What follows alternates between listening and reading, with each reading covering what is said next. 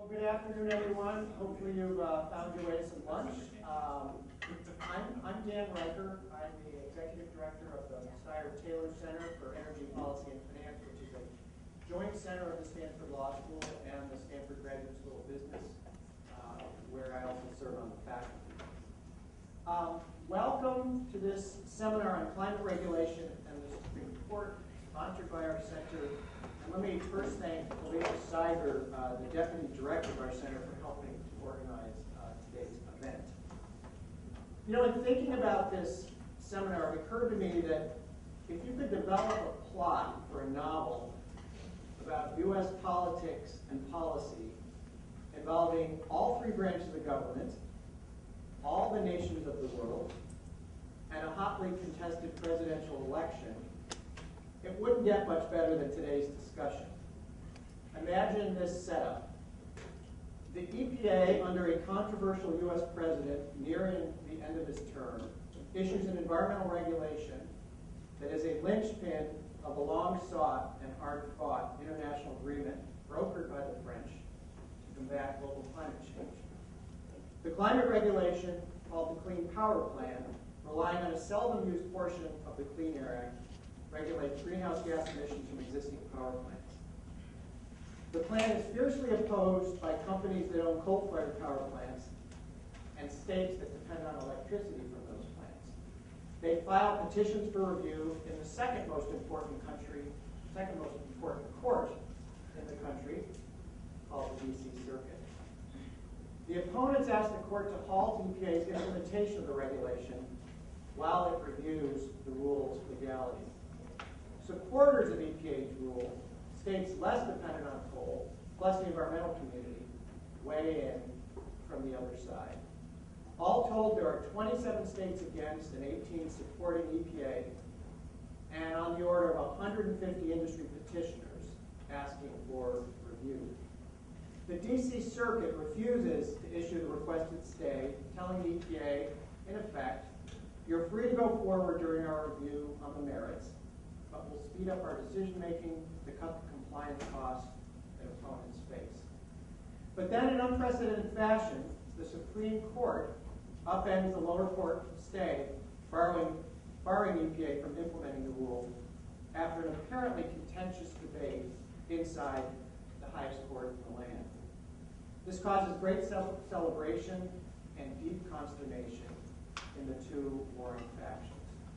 It also causes major uncertainty in the international community that went to Paris and reached a deal built in large part on U.S. commitments to cut greenhouse gas emissions, the core of which, as many of you know, is the Clean Power Plan.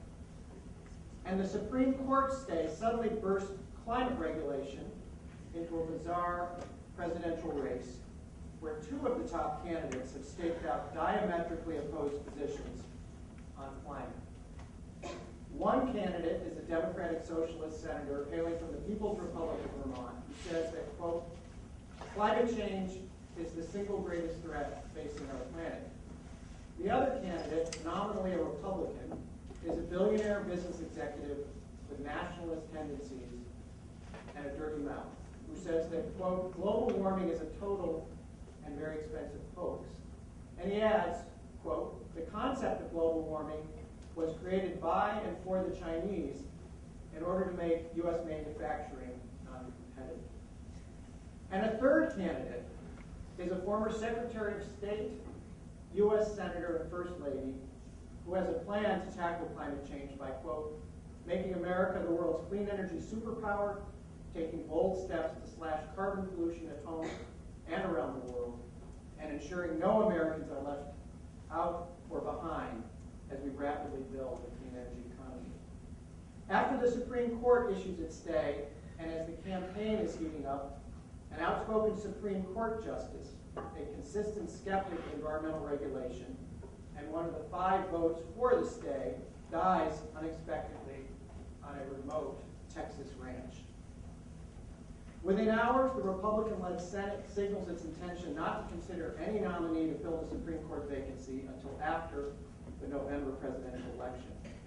But at the White House, the president moves aggressively to nominate a new justice, asking a top aide who was also a White House point person on the Paris Agreement, to lead the process.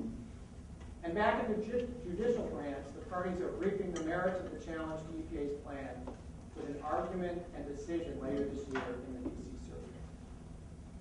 However this decision comes out, it will almost certainly be appealed to the Supreme Court. But remember, this is the court that may only have 8 justices. This and many other precedent-setting cases, from abortion to voting rights, could end up in a tie. And so it goes, a law professor's dream fact pattern and a delicious grist for a journalist's bill. And that's what we're here to explore. We have 3 real experts to guide us. Michael Wara, an expert on energy and environmental law, is an associate professor here at the law school and a fellow of both the Freeman Spogli Institute and the Steyer-Taylor Center. Michael's research focuses on climate and electricity policy, including the Clean Power Plan. Jeff Fisher is a professor here at the law school and co-director of the Supreme Court Litigation Clinic. He's argued 28 cases in the Supreme Court on issues ranging from criminal justice to maritime law and preemption. And Kate Larson is a director at the Rhodium Group and manages the consulting firm's work on U.S. and global climate change issues. Previously, Kate worked at the White House Council on Environmental Quality, where she was deputy director for energy and climate change. She also worked in the Office of Climate Change at the U.S. Department of State, serving as lead U.S. negotiator on mitigation commitments and compliance in the UN climate negotiations. We'll hear from Michael, Jeff, and Kate for about 10 minutes each, and then open things up for discussion. Michael, please tell us about the Clean Power Plan. Thank you. Thanks, Dan. Thanks for having me. So I want to start off today by recalling an earlier panel that we had on the Clean Power Plan at Stanford Law School in Michigan. Dan Lashoff said something that I think is important to remember about this particular regulation. He called it, well, I'm going to leave out the adjective, but he called it a big deal. And I think that's right. And it's important to remember why that's right. If this regulation is implemented, it will mean that all power plants that produce fossil fuel, or I should say, the vast majority, there's exceptions, but the vast majority of power plants that produce fossil fuels in this country, they burn fossil fuels and produce electricity and greenhouse gases in this country, will be subject to limits on their greenhouse gas emissions. And that is a major change. Would represent a major change in how the power sector is regulated. And that is particularly important because the power sector produces a large fraction of U.S. greenhouse gas emissions, and because the power sector is in the midst of a remarkable transition in terms of the types of new power plants that are being built and the economic viability of the existing fleet, and because the power sector, and I think this is best shown by the remarkable changes in the relative balance of gas and coal generation over the past few years, is the place in the U.S. sort of greenhouse gas emissions pie where the most rapid changes are possible. Right? The power sector can adjust very quickly to changes in regulation and price because of the way that it's regulated and because of the way the market structure is organized in most parts of the country. So it's a big deal. And with that, I'm going to sort of speak about 3 things. First, I'm going to explain exactly what the Clean Power Plan is very briefly. I'll give you the sort of, not even the 30,000-foot view, but the view from space. I'm going to talk about what I view as the key legal question that will be before the D.C. Circuit and before the Supreme Court eventually. I think it's likely. And then I'm going to talk briefly about the practical implications of the stay, because the stay has important implications for the implementation of the rule. And although no one is really openly discussing that, the EPA isn't, I think the parties aren't at this point, assuming that the rule does survive review, and I'm going to work from that assumption, the stay has important implications about how implementation of the rule will play out, and and other things that might happen. And I'll speculate a little bit about that. So what is the rule? The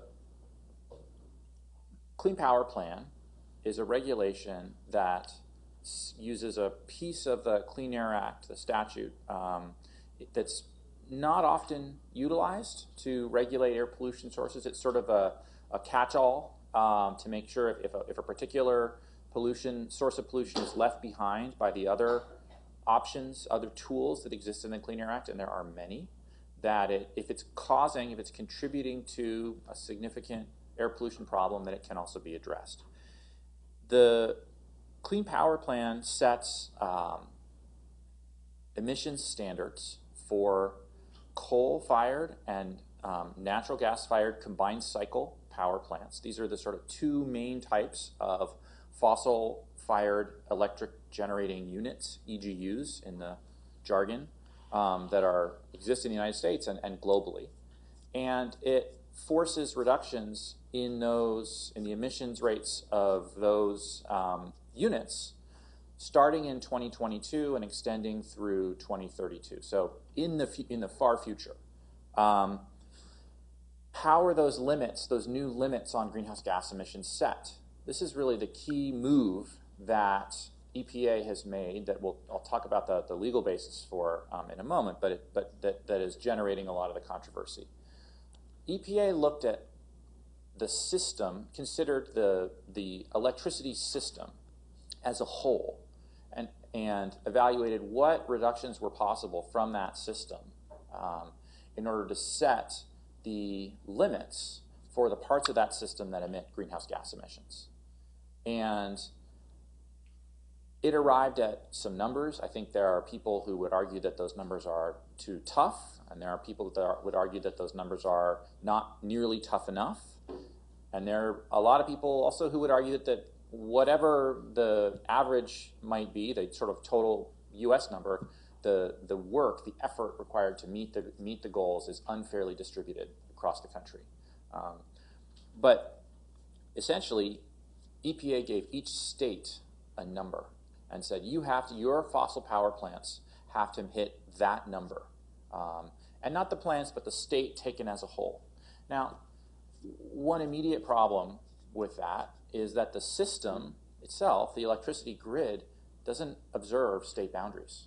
And there are essentially three large electricity systems in the United States: the WEC, sort of the Western electricity grid, the Eastern interconnect, the Eastern electricity grid, and then there's Texas, which has maintained its own separate system in order to avoid the reach of federal regulation over its policies. And outside of the Texas context, different states having different goals creates a potential problem. This problem is aggravated by the model of cooperative federalism that lies at the heart of the Clean Air Act, which basically, to oversimplify, says EPA sets the goal and states get to decide how to meet it, individual states. That has the implication that individual states could adopt widely different strategies within the same electricity grid to achieve their target. And that is potentially, it's a concern, I'll say. So far that all may sound fairly straightforward, but it raises, in order to get to that place, EPA had to adopt a fairly innovative legal interpretation of the piece of the Clean Air Act that the agency is utilizing to regulate greenhouse gas emissions.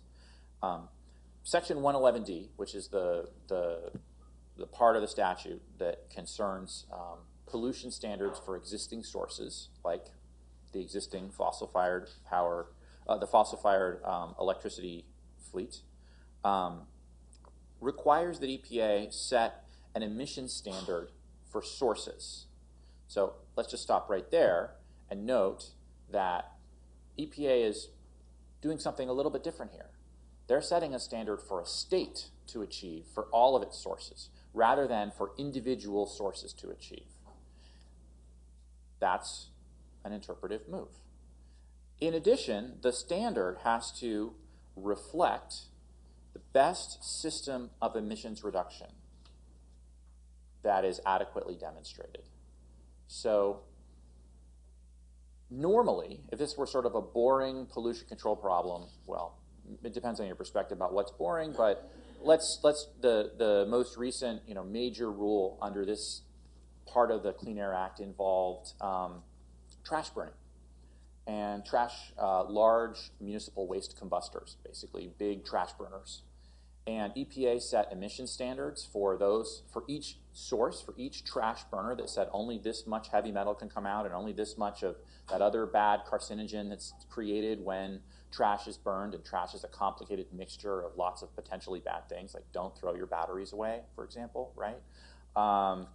Especially if they're going to something that's going to burn them. EPA said each individual source has to meet a particular emissions rate, and that rate was determined based upon scrubbers, right? What are the available technologies to scrub the emissions coming out of the smokestack?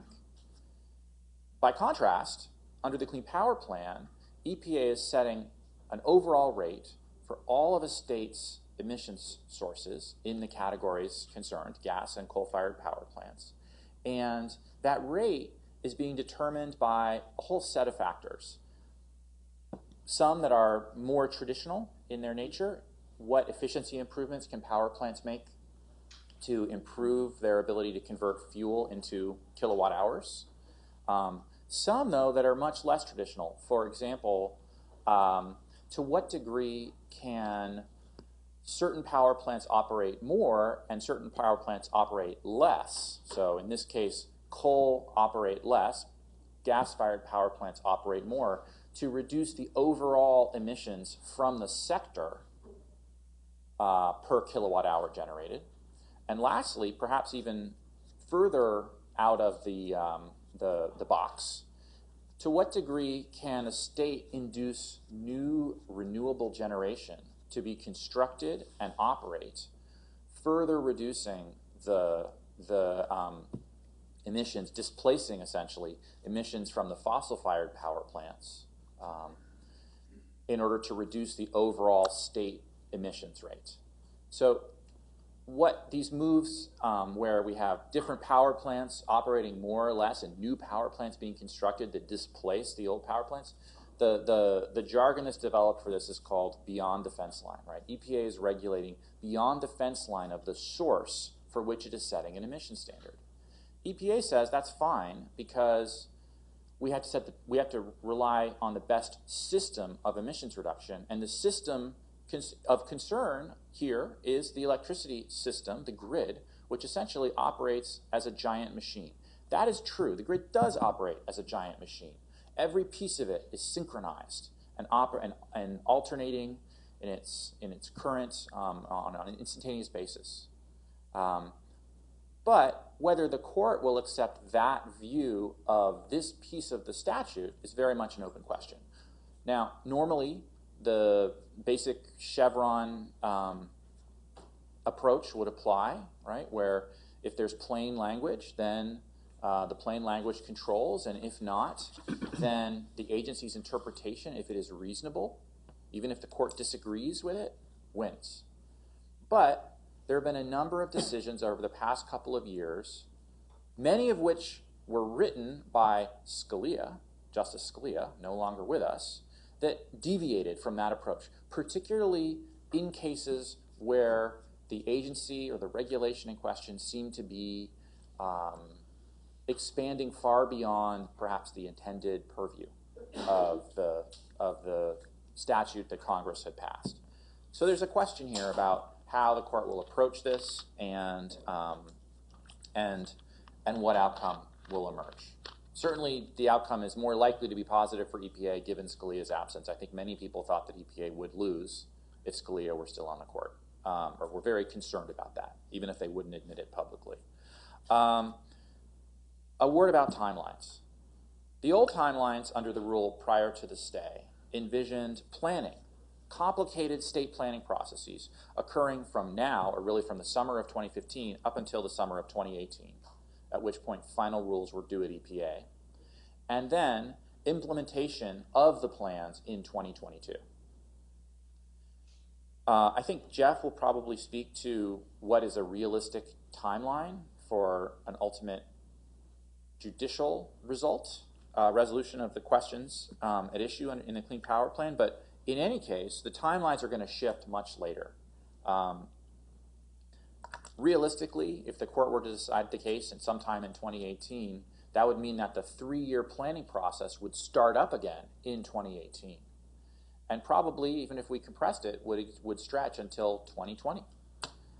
The states, the 27 states out of 48 potential states that might oppose the plan, the 27 states that are in court opposing the plan, are going to say that they both need that time to plan as soon as the litigation is over if they lose, and that they need extra time to implement, that they can't possibly finish planning in 2020 and implement in 2022 on schedule.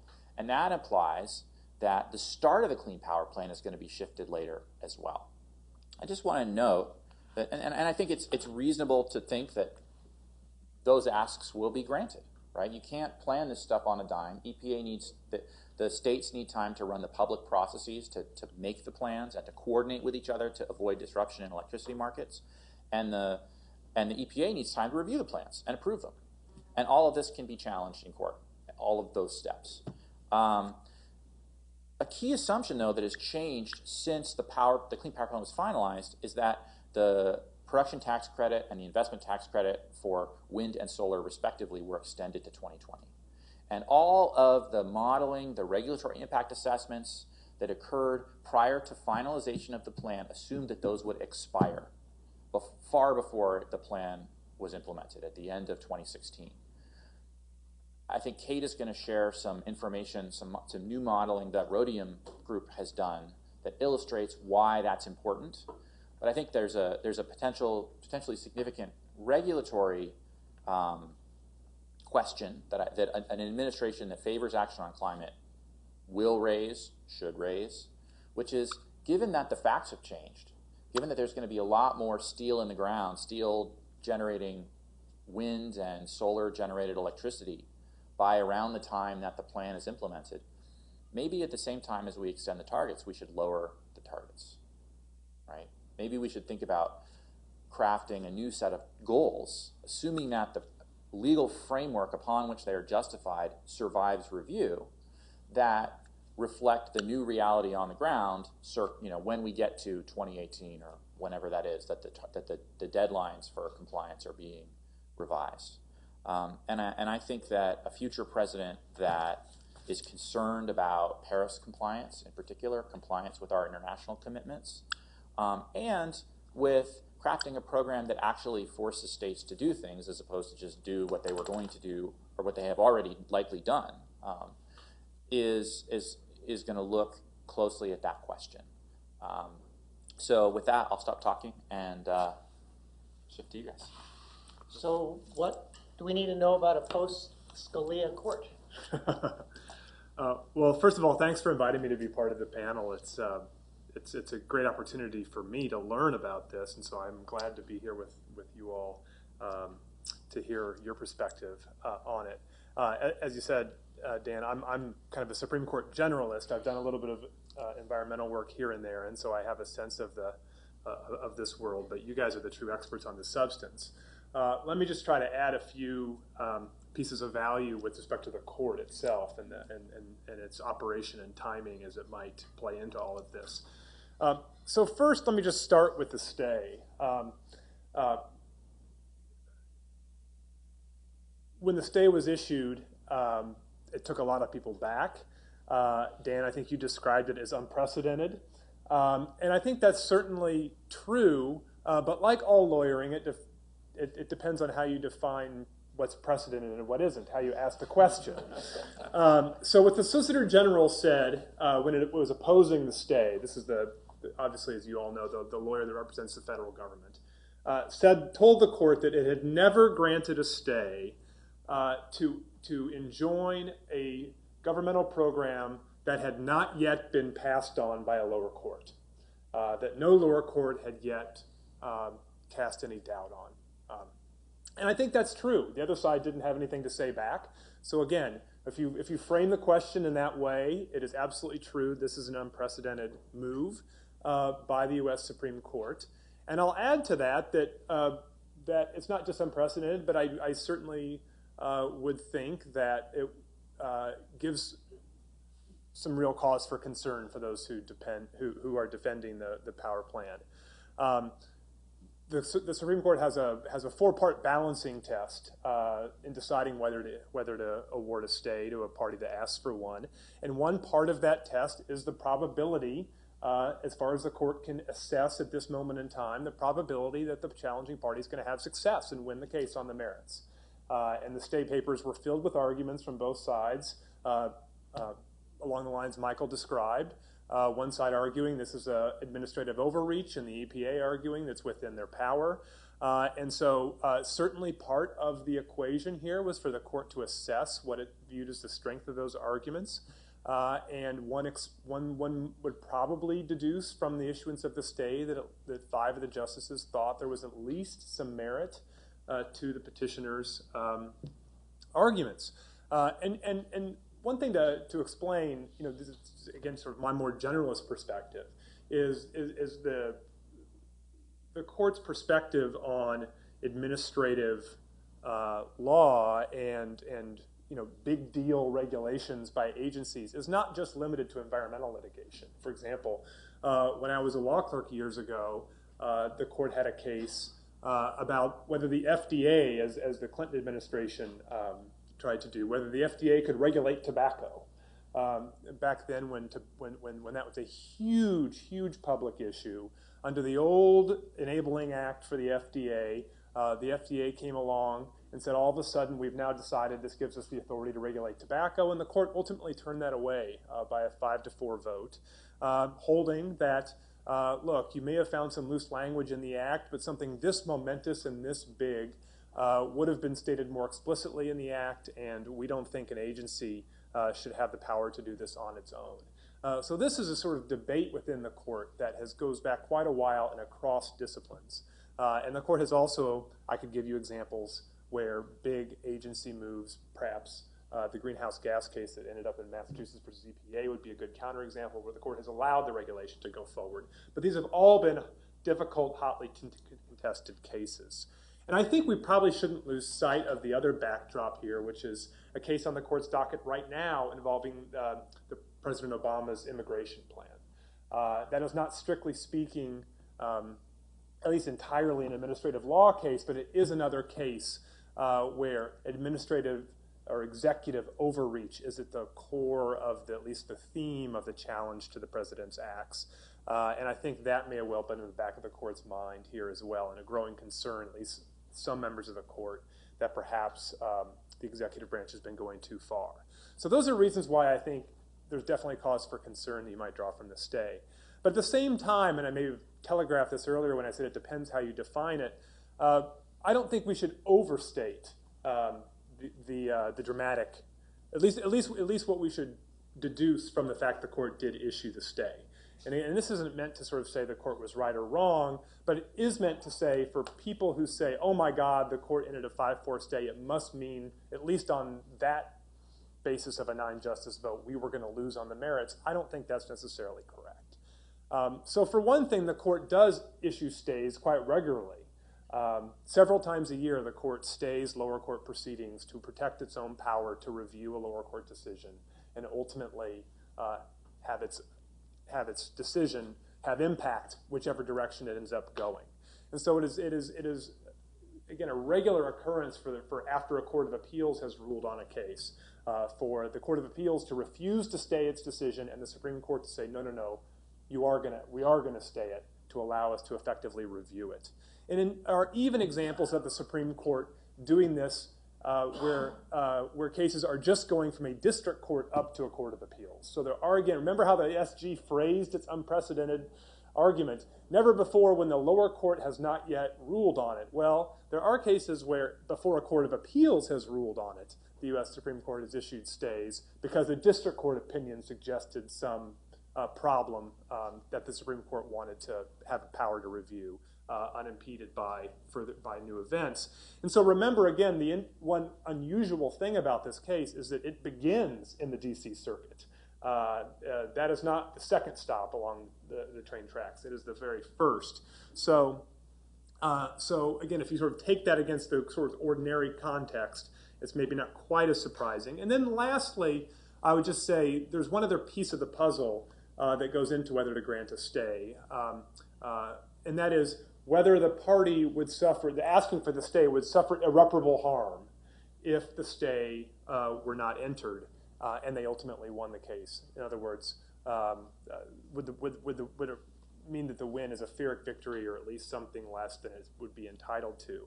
And here there was, again, a big battle in the stay papers as to how big a deal it would be for the affected states and the affected members of industry to immediately start having to do these plans, and perhaps other folks on the panel could describe better the various steps they'd have to start taking very, very soon that they at least alleged would be extraordinarily costly, well into the billions of dollars, and not only costly but irreversible.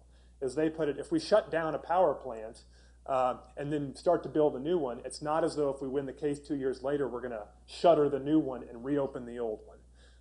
And the SG came back, the federal government came back and contested many of these assertions and said, well, it's just planning right now and there's still a long time window and it really wouldn't be that expensive. All I'll say, though, is if you're a Supreme Court justice and you believe the industry, or at least you think the industry may well be correct, that is a pretty extraordinary showing of irreparable harm. And unlike others that you would likely see in even cases involving governmental regulation. So maybe the court was just being a little bit, at least in the view of some of the ones that voted for the stay, a little bit cautious. Now I'm sure we're going to hear about all the downsides of that caution. But I'm just trying to get inside the heads of the Supreme Court justices and say, I don't think you should assume that the court really was necessarily that hostile to the regulations, at least yet. So how is this going to play out? Well, a couple things. As we said, the D.C. Circuit has put this on an expedited schedule. My understanding is they're hearing argument, I believe, this summer, in June. And so the estimates that the parties were giving the Supreme Court, which I think is fair, is at least for the panel hearing the case, likely that they could get an opinion out late summer, early fall. So if that happens, a couple things. One is, if that happens, then I think if the parties move pretty quickly, it could still get on the Supreme Court's docket for next term. Cases decided into, say, mid-fall can fit onto the docket for next term, which would allow argument in the spring and decision by midsummer. And I'm going to leave aside for a moment the four justice potential problem. Let's just talk about the court and timing in general. So if the D.C. Circuit decides and the panel decision goes straight to the court, then we could get a decision by mid-2017. And one other thing that while I'm talking on the positive side, one thing I don't know if anyone on the panel wants to say anything about, but it seems to me that if the D.C. Circuit upholds the Clean Power Plan with a well-reasoned opinion that, let's imagine it's even unanimous, at that point, you might well see the federal government go back up to the Supreme Court and ask for the stay to be lifted, because the case might look a lot different once it's been thoroughly vetted through a panel of appellate judges. So there might be an opportunity, at least insofar as we're thinking about the stay, to get the stay looked at again as soon as this summer or this fall. So that's the sort of happy side of how things could go quickly in some ways. At the same time, there are lots of things that could slow this down. One thing is, well, obviously the panel could take a little while to write its opinion. I think it's going to try as hard as it can to get it out soon. They seem to have telegraphed that already by their expedited schedule. But that doesn't account for the possibility of going en banc in the D.C. Circuit. That's the process by which the entire membership of the judges of a court of appeals can have an extra layer of review upon with a 3-judge panel decided. That process usually takes months to play out. And if the court actually rehears the case before an in-bank court, several months into over a year or two sometimes. So that could really slow things down. The other thing that could happen is just the thing might not get briefed up in time for the U.S. Supreme Court to decide it by the end of next term, in which case it slips over to the next term. And then I think the number I heard earlier was mid-2018, which is then that's what we're looking at in that scenario. And I think that's quite possible that we end up going into 2018. And then I suppose the last thing that needs to be accounted for is the thing I just set aside a moment ago, which is the wild card of the membership of the court. Just start with a basic rule. If there are 8 justices on the court and they divide 4-4, the court's default practice is to affirm the judgment below by an equally divided court. What that looks like is usually a one-sentence order.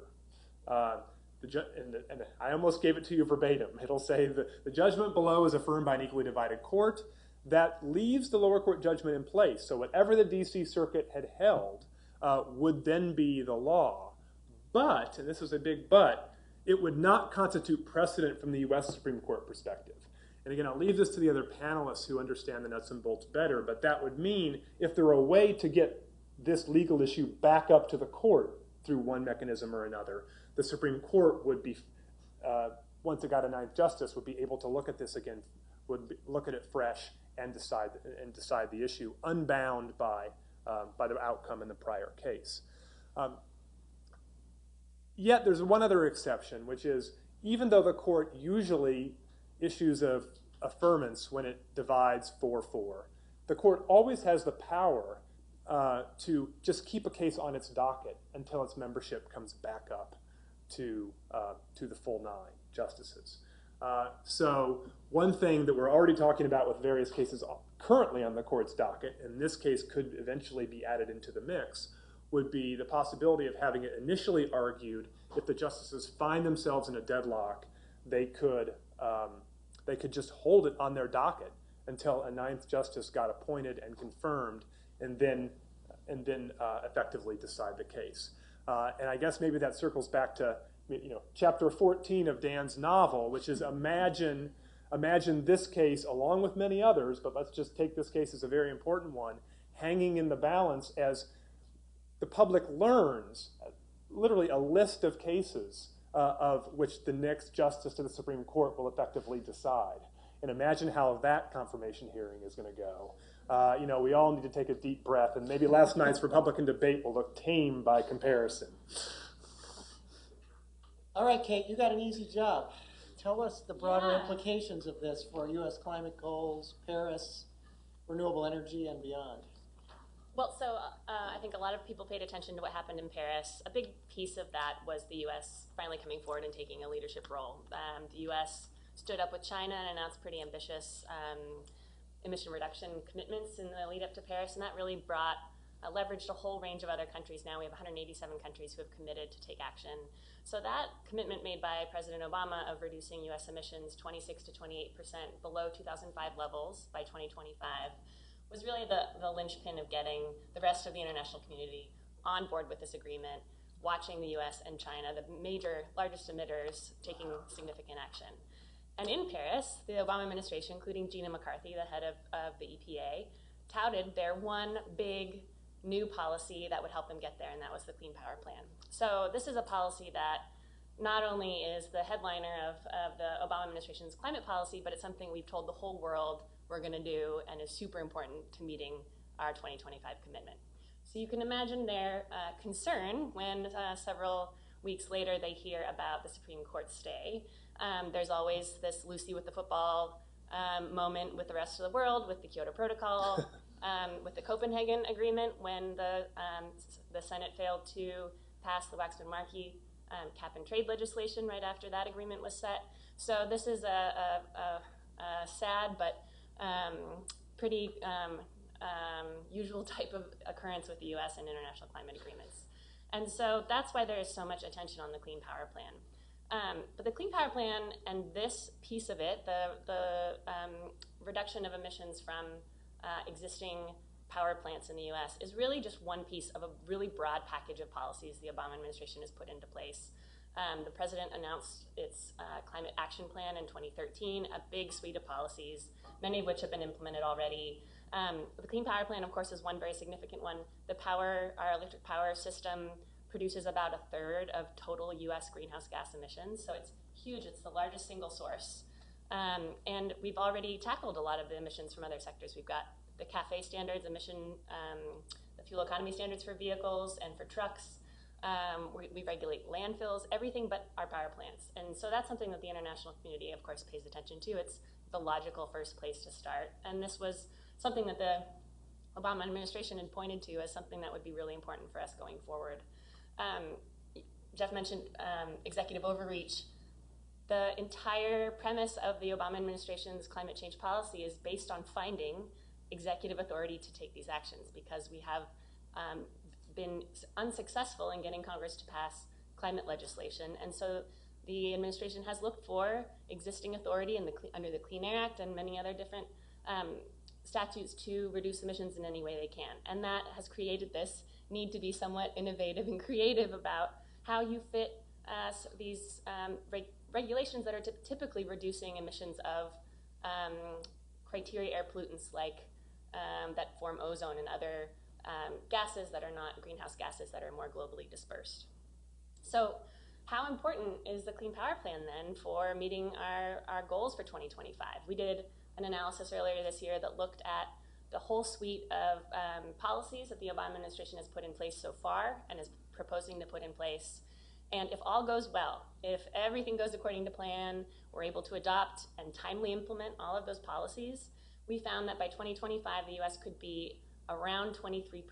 So that is including timely implementation of the Clean Power Plan. So that means that things we have done and things we plan to do in the near future under this administration are still not going to be enough to meet those goals. Of course, we have 10 years to get there, but a lot of that needs to be set in motion now. The Clean Power Plan was an important piece of that, but not necessarily when you think about all of the other issues at play. And so we've talked about states.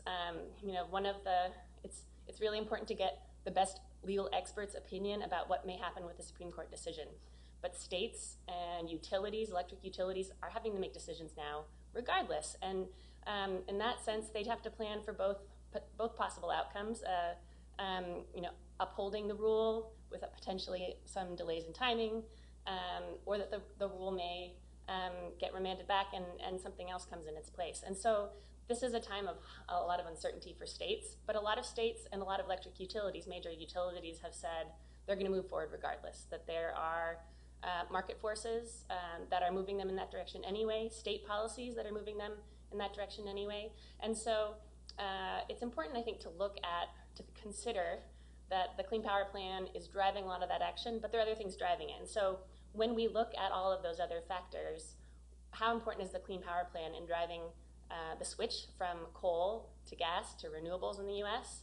And how can we, knowing that, how can we best plan over the course of the next years while we're in this legal limbo for states and utilities to make the best investment decisions going forward?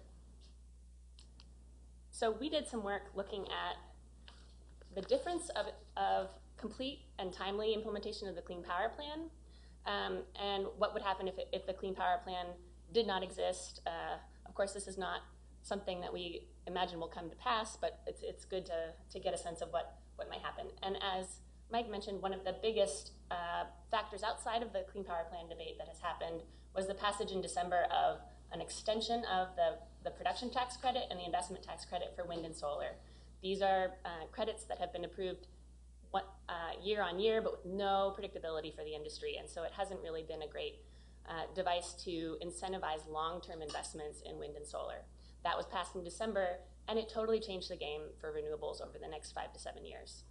So when you just look at, without those tax credit extensions, when we just modeled what happens if the Clean Power Plan is implemented as it was finalized by EPA, really what we saw happening in the electric power sector was cheap natural gas was replacing coal.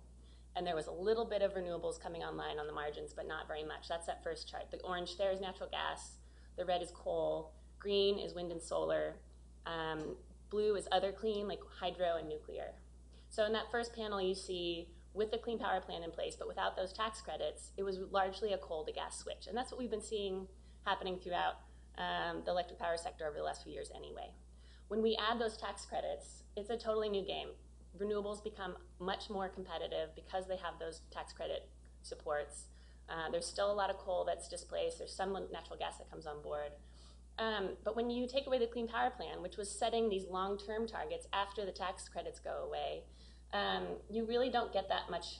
You still get more renewables, but you get a lot less coal being displaced. And that's really where you get the emission reductions. Coal is by far the dirtiest source of electricity, and we need a lot more of that coal to go away in order to meet the emission reductions that we are trying to achieve. That's one question, is with and without the Clean Power Plan, but there are a lot of other questions at play, including assumptions about how fast technology costs will come down, how fast solar distributed generation, so rooftop solar and other technologies will come online, how fast battery costs will drop. And so the US government is notoriously bad at predicting how fast solar technology costs will come down, battery costs will come down. This first panel, again, is with the Clean Power Plan and the tax credits, but using the government's very, very conservative, slow-moving price estimates for those technologies going forward. When we incorporate the most up-to-date assessment of what will likely happen with solar and wind costs and battery costs going forward, we get this middle panel where, even without the Clean Power Plan, so the two right panels do not even include the Clean Power Plan, this assumes that that is not in place, we get a huge we get a tripling of wind and solar generation over that period, over that 10-year period, because those low prices paired with the tax credits make those the best option regardless of policy, regardless of regulation. When the natural gas prices are also low, so if you take that into account, you assume natural gas prices stay as low as they have been today out going forward, which is not something that the traditional government estimates do. You still have some new natural gas coming on board, but a ton more renewables and a lot more coal displaced. So these are factors that, regardless of the Clean Power Plan, are really going to drive the market going forward. This is something, of course, that could play into decisions if there's a delay in timing of implementation of the rule. We're in a new world. We're in a new world where these utilities, electric utilities, would have made these investment decisions regardless of the Clean Power Plan. That will play into how cheap it is for states to meet these goals, maybe how amenable they are to increased requirements under the Clean Power Plan going forward. So what does this mean in terms of greenhouse gas emissions? We modeled again, this is the dark blue line is using the conservative government estimates about technology costs with the Clean Power Plan and the tax credits in place. You see a slowly declining emissions of carbon dioxide from the US power sector over time.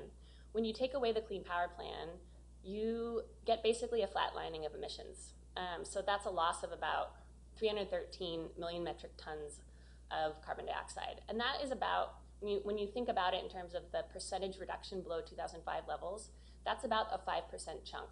So when we said, with everything going according to plan, with the Clean Power Plan in place, we might be able to get to 23% by 2025, this drops back 5%. So it puts us back at about 18%. So that's a really big chunk. But when we take into account those low technology cost assumptions that I mentioned that we actually think are probably much more credible than the conservative assumptions that the government uses, you get those green lines. So with the Clean Power Plan is the solid line, without the Clean Power Plan is the dotted line. And you can see they're much more aligned going forward. You have a difference of only about 68 million metric tons in 2025. That's about 1%.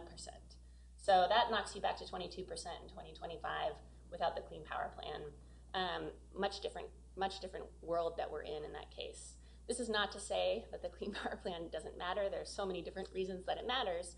But I think we're in this place where utilities and states are looking forward at making long-term investment plans and being able to take into account what the world will look like in that time period. There's uncertainty about the Clean Power Plan, but when states begin to see, and this is what utilities are seeing, and this is why they are not halting their plans, regardless of the stay on the Clean Power Plan, that these forces are going to be really important. And when states start looking at what are the no regrets moves that we can make, the decisions we can make while we're in this legal limbo, these are the types of things that will help drive those activities regardless of the decisions that are made going forward.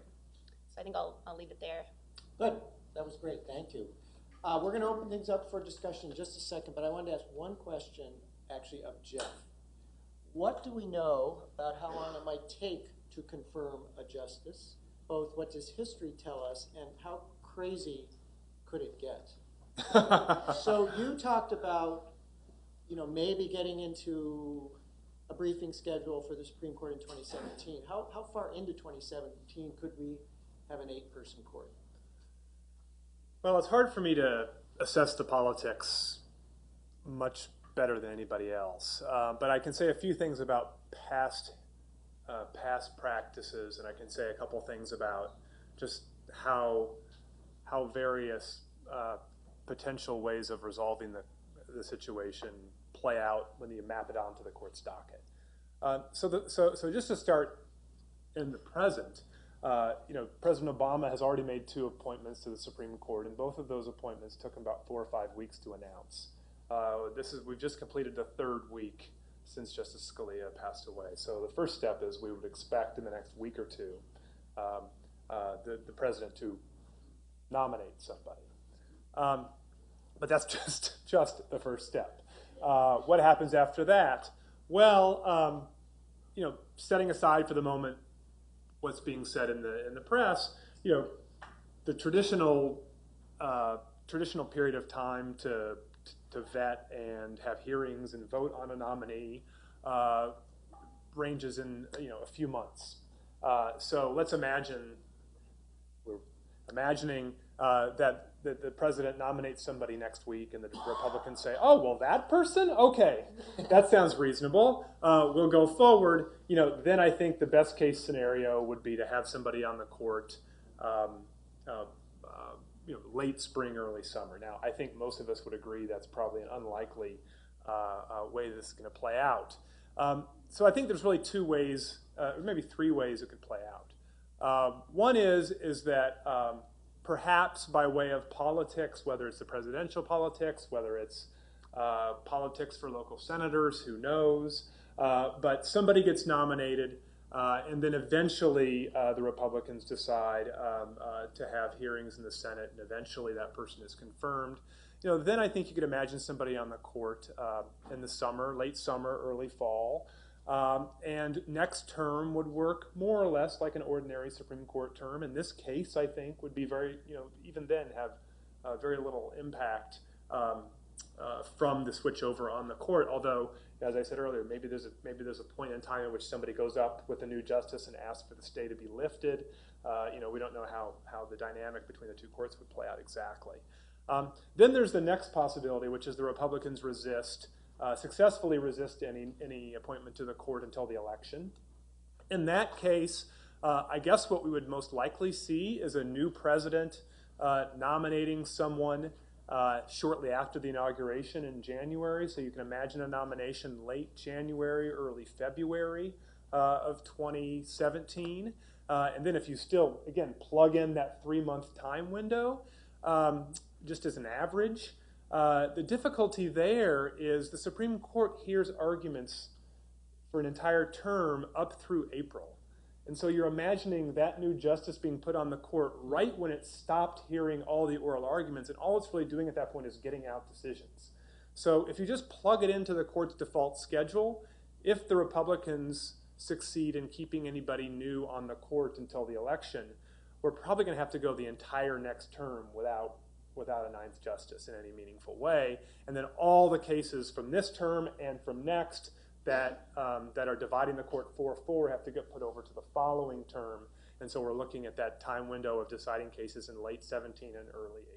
But a sitting justice, just interrupt, who hasn't had the benefit of the briefings, how would he or she? What the court has traditionally done with a new justice is hold re-argument. And again, you don't know how all this could play out. The court could in that scenario, decide to schedule some re-arguments for April, May. It may extend its term into the summer. All these things strike me as unlikely. The court doesn't usually make allowances for the political process in that way.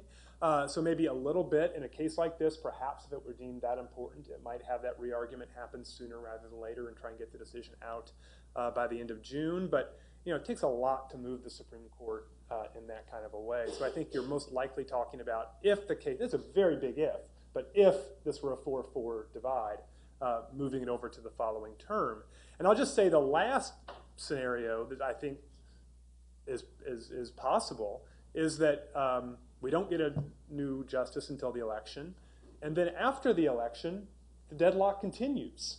You could imagine quite easily in both directions, perhaps, a president from one party and a Senate controlled by the other, and it's not entirely apparent to me why, as the cases build up and as the issues become more and more in the public eye, why all of a sudden one side is going to give in. So how the politics plays out, again, is anyone's guess, but it doesn't seem to me entirely clear that just having an election would solve the problem. It could play out quite a bit longer, and then it's anyone's guess how long, whether through filibusters, whether through other kinds of obstruction, one party would keep a president from the other party from putting somebody on the court. All right. The Global Climate Challenge and the Supreme Court Challenge. You've heard it all in 5 minutes. Let's open things up. Sir. I have a question for Professor Warren. Oh, hold 1 second. How do you want to handle microphone?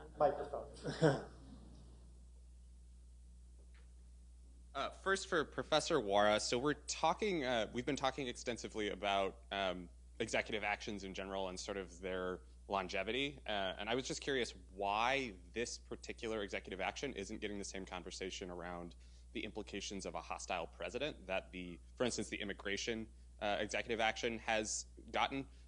What about the Clean Power Plan protects it from a hostile president coming in and with a new secretary rolling back the regulation? And then for Ms. Larson, my question was about the implications of infrastructure revitalization on this whole process. We have two leading presidential candidates who are wanting to invest $1 trillion in state infrastructures.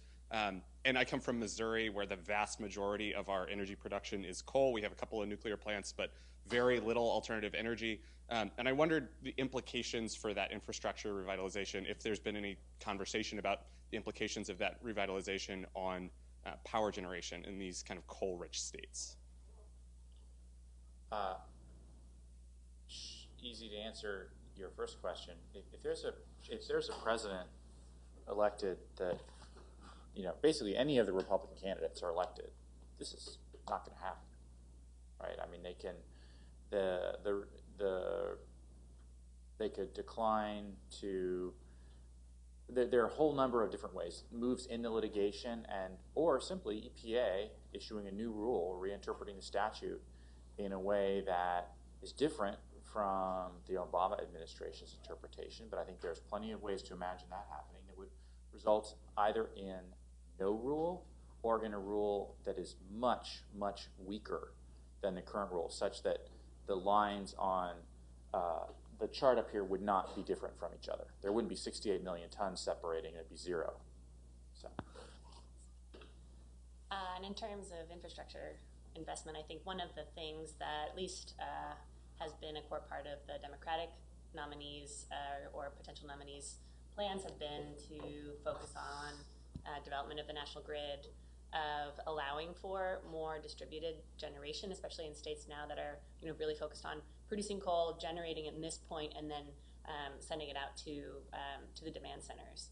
So I think that is a piece of it. There's also quite a lot of discussion about transitioning of local economies that are focused on, in particular, coal. Natural gas is doing fine. There's no worries about that industry for now. But I think the discussion about retraining and all of that around coal communities is a very big topic, but slightly different, I think, from the infrastructure question. But the grid is going to become increasingly important, and that's why a lot of the states, even though the Clean Power Plan requires states to develop their own plans, most of the states, and even the states that had sued EPA, were participating in regional discussions about how do we coordinate together, because I get most of my power from you. If you shut down your coal plants, what are we doing? And so a lot of that requires coordination on transmission, and that's going to be a really big focus going forward with the Clean Power Plan and without it too, as more renewables come online.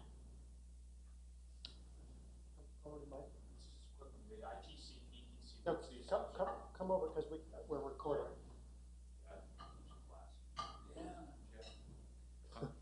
Kate, what's the assumption on wind PTC and solar ITC in there? Is it what was passed in tax extenders, which is a phase out? That's right. Okay. Yeah. So what already happened is your assumption? Right. So my question's for Jeff. You mentioned they could decide, the Supreme Court, if it goes up, they could decide to do 4-4 affirmance or hold it over. If the justices disagree on which of those two options, how do they decide? Because obviously one of them might affirm a lower court decision that they would like to see happen. That's a great question. How do the justices decide between issuing a 4-4 affirmance or just holding the case until a new justice is put on the court? I don't think anybody knows the answer to that.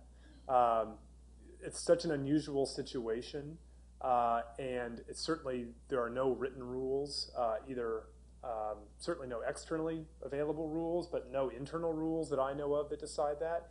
The only thing I guess that I would take a guess at is that it usually takes 5 justices to decide a case. In other words, to issue an opinion in a case of any kind. And so if 4 justices want to keep the case on the court's docket, my guess is that might be what happens. So if you're a 4-4 tie and 4 of the justices want to keep it on the docket, my guess is that they would do that. But that's just a guess. And I think the Chief Justice might,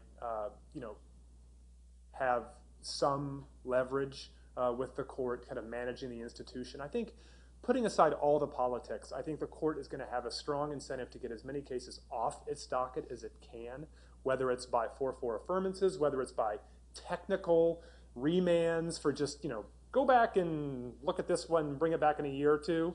Whatever the court can think of to get cases on off its docket, I think are going to be very attractive moves because, as I said earlier, otherwise you just have this pileup of readily identifiable cases and issues that make the court itself far more politically salient than it wants to be, and that potential nominee just in a much more perilous position than he or she would otherwise be in.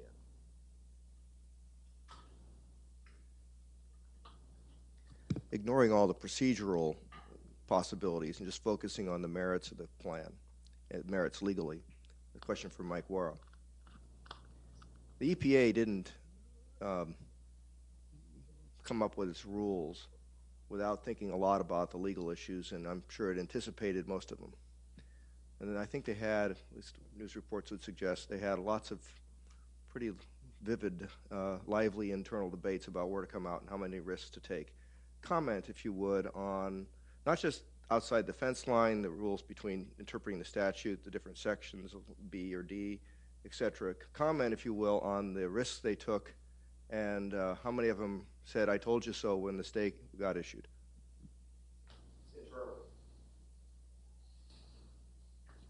Yeah. So initially in the draft rule, EPA had incorporated energy efficiency measures into the design of the plant. So the targets were set based upon, efficiency improvements at the plant, coal to gas switching, renewable energy, and energy efficiency. And between the draft and final, energy efficiency was taken out of the target setting process because that was thought to be a bridge too far. I think the internal discussion evolved to a place where that was perceived to be too risky in terms of an emission standard for a power plant, right? Causing states to enact policies that would cause individuals and firms to consume less energy. On the other hand, EPA stuck to its guns on the beyond the fence line question. The basic legal move interpreting statute to allow for something that's not a rule that's not about what can be bolted onto a smokestack, but about how an entire system of integrated power plants owned by different firms, right? Recognize this is implicitly saying firm A is going to do things that reduce emissions at firm B's power plant, right? And that's another concern that's raised by a number of the plaintiffs in the case in the D.C. Circuit right now. But they felt that they had to stick with that interpretation because if in their view, and I don't think this is the only view, but in their view, if they were limited to emissions reductions within the fence line, they would be so small as to be insignificant. And this is true. The big changes in the power sector are not coming because we're building newer, more up-to-date coal-fired power plants or improving the energy efficiency, the heat rate, to use a more technical term, of the plants we do have. They're coming because we're shutting those plants down and replacing them with completely different technologies that emit far less greenhouse gas emissions. And so EPA wanted to capitalize on that to get a rule that actually could drive change in the system. And so they had to stick with this somewhat risky interpretation. I think everyone was very surprised by the stay. So, Michael, let me follow up on that. Obviously, all of this is happening under Section 111 of the Clean Air Act. We're seeing that has some challenges associated with it. We'll see where the courts end up. But meanwhile, there's some legal scholarship, at least, that's looking at Section 115 of the Clean Air Act and a recent major law review piece with some pretty strong backing, including your own view. What is 115 and what prospects does it hold? I mentioned that Section 111 is seldom used under the previous implementation of the Clean Air Act. Section 115 has never been used. It's a part of the Act that concerns international air pollution that was included because of ongoing disputes with Canada about acid rain. Right? So our power plants were emitting sulfur dioxide that was blown across the border and acidifying Canadian lakes, and vice versa. So it was intended to manage that problem, to create a process for managing that problem. And it sort of tracks other dispute resolution processes that have occurred between Canada and the United States, like Trail Smelter, if you've read the arbitral decision in Trail Smelter, and more generally kind of public nuisance norms between states, right? The old cases about copper smelting in the southeast that involved interstate harms associated with air pollution. And but it's never been used, ever. And there has been some discussion about using it in the context of the Paris Agreement to force further reductions in greenhouse gas emissions, economy-wide reductions, essentially saying we have an international agreement where everyone is contributing, and that's a key difference of the differentiating factor of the Paris Agreement from all other previous greenhouse gas agreements at the international level. Everyone's contributing. Everyone's agreed that the contributions are fair, are a reasonable sort of amount of effort to contribute to the global effort to avoid climate change. And we're going to interpret that in the same way that we would interpret, say, a U.S.-Canadian agreement to avoid acid rain damages, international acid rain damages, and take that authority to force reductions from the states in order to comply with Paris. I think it is a supportable argument. It makes me very nervous. If you want to worry about executive overreach, right, this is the place to worry about it. I feel that it would be much better to experiment with that provision, say with perhaps a less significant source of emissions or air pollution, and a clearer set of international commitments that are reciprocal, right? And that's a key piece of language in Section 115, and to develop some precedent, some settled precedent on how to apply the statute rather than to kind of bet the farm in terms of greenhouse gas emissions. Ultimately, all of this really points toward the need for congressional action, though, right? This is not the way.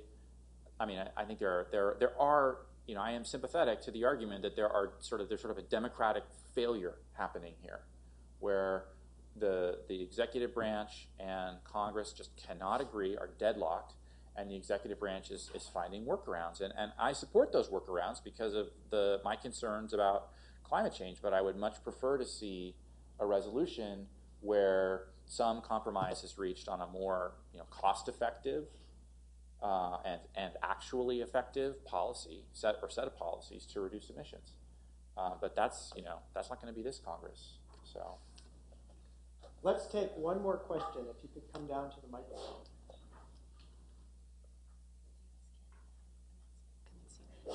What did you say? Hi, could you comment on the court's Mercury ruling that was announced earlier this week, and if you have any insight into why they declined to issue a stay, and does that give us any insight into their feelings about the Clean Power Plan going forward? The Mercury ruling. Yeah.